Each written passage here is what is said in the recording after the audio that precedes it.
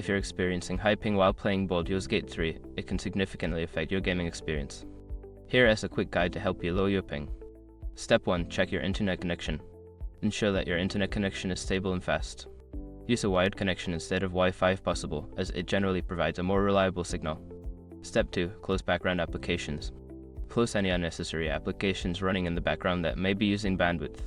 This includes download streaming services and other online applications. Step 3. Change server region. In the game settings, check if you can change the server region to one that is closer to your location. This can help reduce latency and improve your connection speed. Step 4. Use a VPN. Consider using a VPN to connect to a server that may provide a better route to the game servers. Choose a VPN with low latency and high speed to avoid adding extra lag. Step 5. Contact your internet service provider. If you continue to experience high ping, reach out to your internet service provider. They may be able to identify issues with your connection or suggest upgrades to improve your speed. By following these steps, you should be able to reduce your ping and enhance your gaming experience in Baldur's Gate 3. Happy gaming!